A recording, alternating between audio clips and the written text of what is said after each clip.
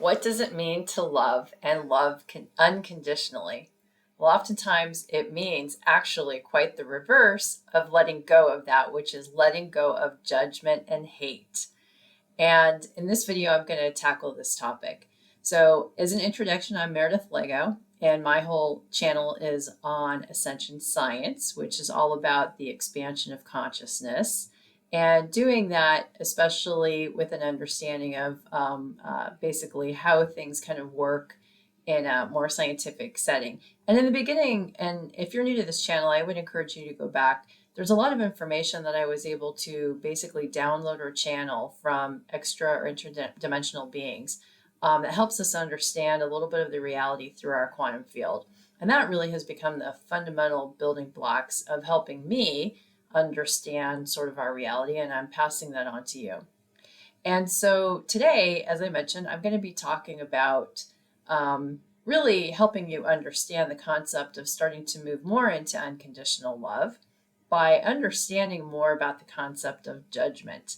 And today, when I was in deep meditation, I basically asked a group that I tend to work with, hey, is there any, good messages that you think would be important for the collective consciousness to know at this time? And I'm going to kind of jump over to my notes. But the key message that I got was not actually very long in terms of a message, but there was a whole host of information that came with it in the download. And the message was, do not hold judgment for others. And when I was hearing it, at first I thought they said, do not hold judgment to others. And I kind of asked the question to clarify, did you mean for others or to others? And they basically said, no, very much for others. So do not hold judgment for others. And the way that I was reading that message is on behalf of others. So in other words, oftentimes we find ourselves holding judgment of others in the world on behalf of others. So let me unpack that a little bit, because that was actually a pretty powerful statement. And, I find myself doing that as well. So it was also a really good lesson for me to hear. So let's talk about the fact that oftentimes, first of all, we tend to hold judgments because we live in a world that, is made up of lots of people, but oftentimes societal belief systems get formed. So we live in a world of beliefs, and those beliefs can be formed by society. They can be influenced to us through our parents, through our relatives, or even through our sphere of quote unquote influence of peers or friends, or, obviously social media is more of an influencer right now, but that's also, part of society.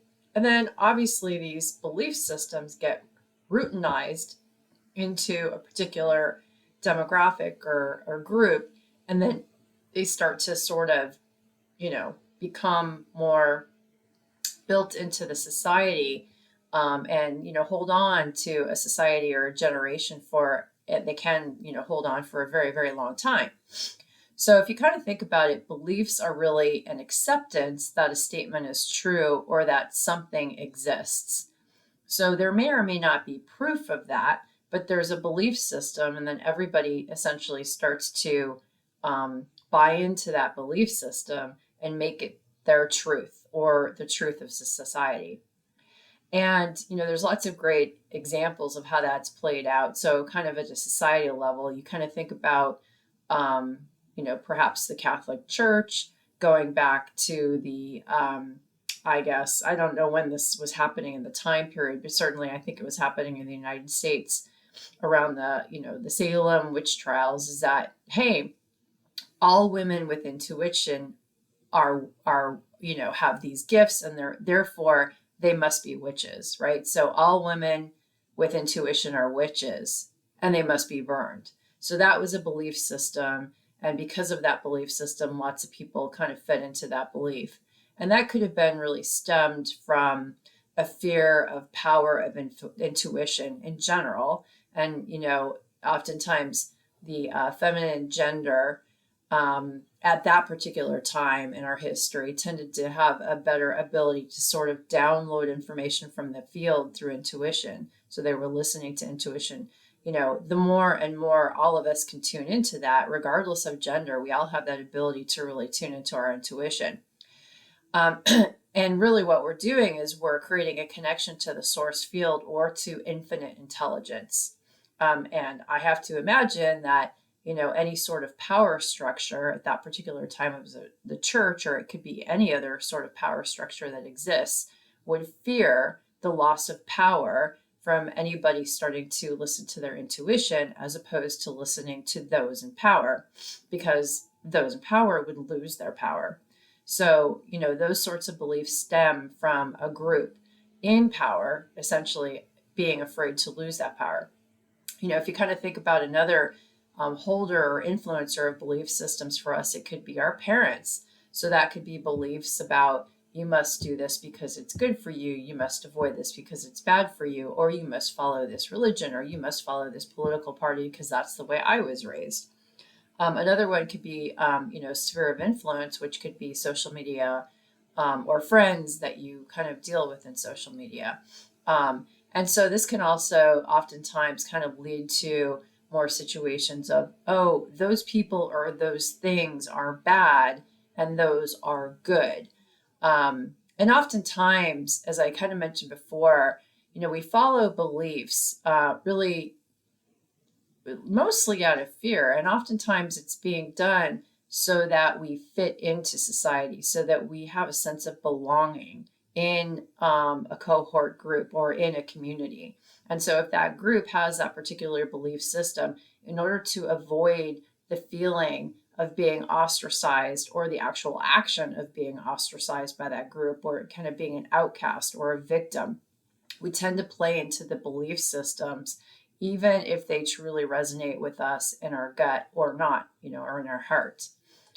So that's one case where I think in this particular message, it came through, and then I got a little bit of history on the idea of belief systems. But it was the idea in this case, you're holding on to a belief system for others.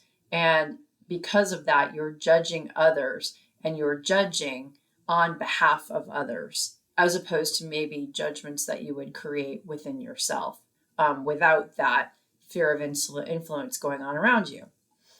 So another kind of train of thought that kind of goes with that is that we can also hold judgments from feelings that we have within ourselves. So sometimes we may know the source of the reason that we would be holding on to that judgment, and other times we may not always understand the root cause or the source of where that judgment stems from within ourselves, even if there's no external sphere of influence that's really creating that judgment within ourselves. So, for example, if you've seen some of my past videos, I've been really triggered by the whole concept of human trafficking that's really come up in our society at more of a known level, I guess you could say, over the last 5-10 years or so. And I didn't know why I was so triggered from that. I mean, other than the fact that my own belief systems is that that's obviously not good.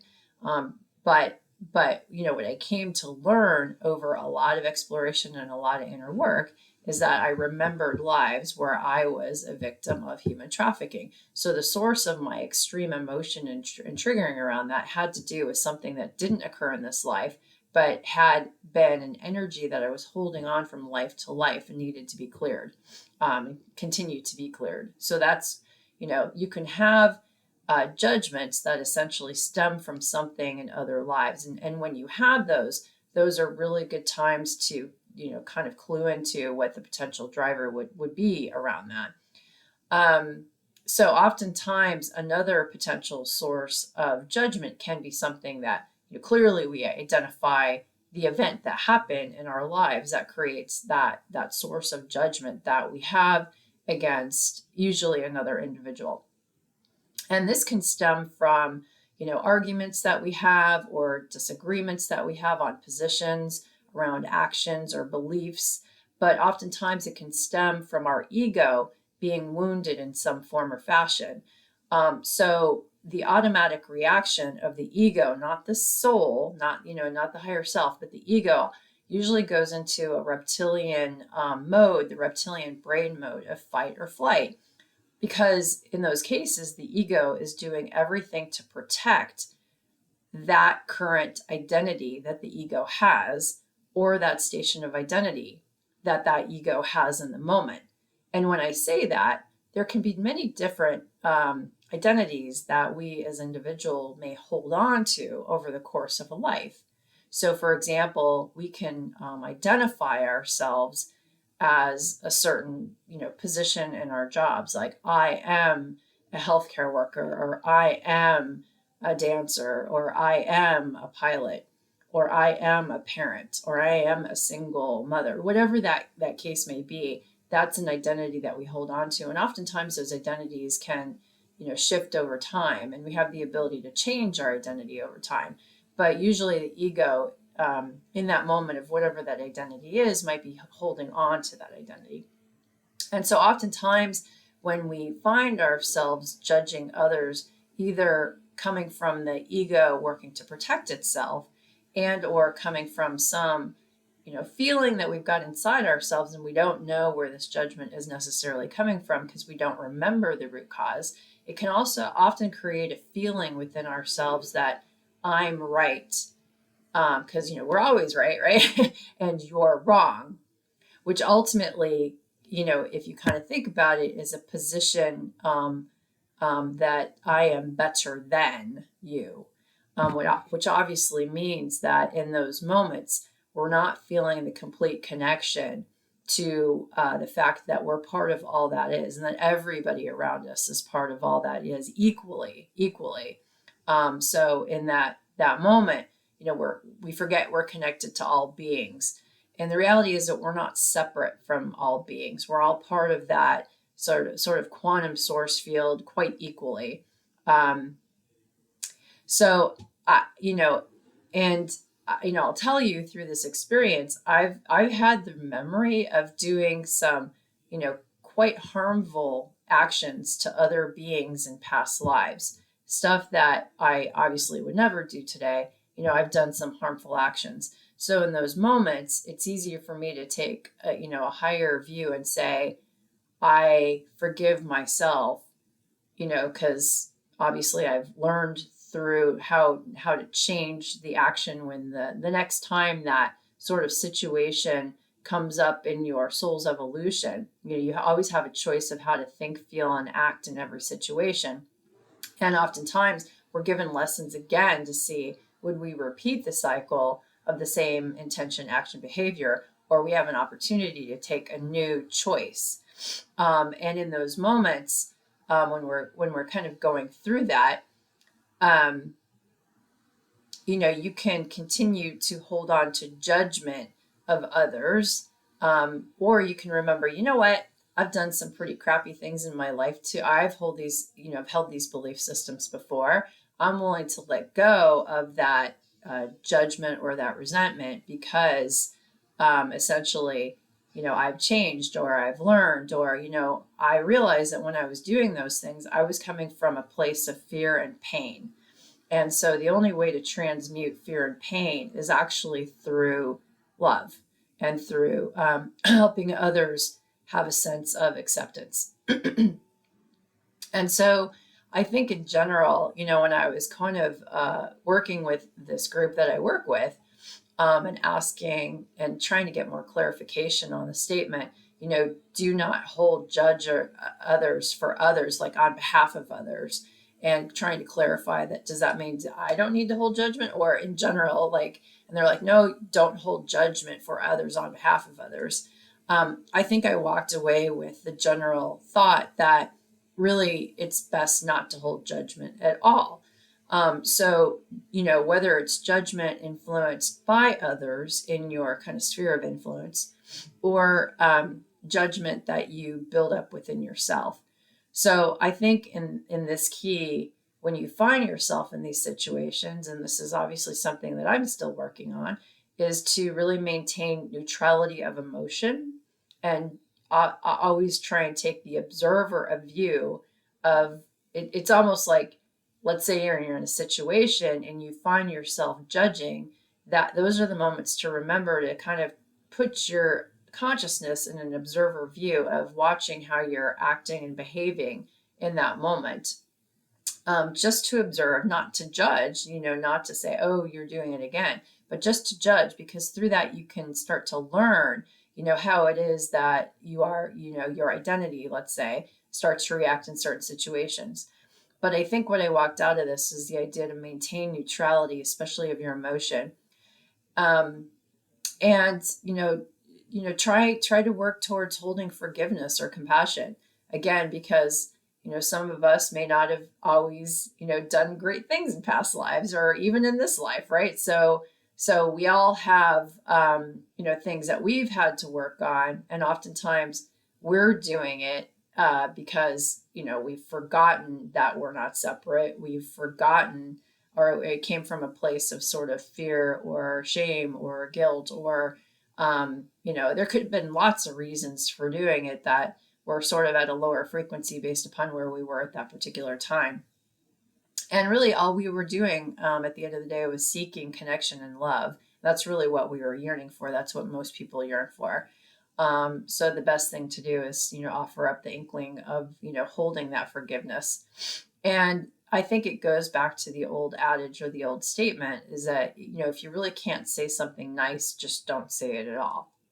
But in making that statement, I think it's important to, obviously, if you have a point of view, it's not to, be pushed over by others in your life. So obviously, you don't want to be, a pushover, so to speak. So I think it's realizing that, everybody is equal in energy. Everybody is equal in consciousness. We're all part of the same quantum field equally. And being that we're all equal, it's important to give everybody respect. And everybody deserves their own perspective, their own opinion, and their own voice. You may not like it, right? It may not be what you resonate with, but they're just as entitled to their opinions as you are entitled to yours. So in those moments where you may not necessarily agree with somebody's perspective, and I'm saying this for myself too, you know, take stock in the fact that you want to have your own perspectives and your own feelings and your own emotions and your own voice, but just don't judge in those particular moments. So that's kind of the message that I took away from myself, and just wanted to be able to pass that on, as it was something that came through today when I asked, hey, what can be something that can be shared in general with others who follow this channel, and that could feed into continuing to expand consciousness of the collective, so to speak. So with that, I hope I hope you took something away from this. And if you like the video, give it a thumbs up. And this is information that I continue to share if you're new to this channel. And if you are, I encourage you to subscribe, because I tend to provide learnings or sharings from other sort of tuning into the field, so to speak, and connecting with other beings, and being able to share what I'm learning with you. So with that, have a great rest of your day, and I will see you in future videos. Bye.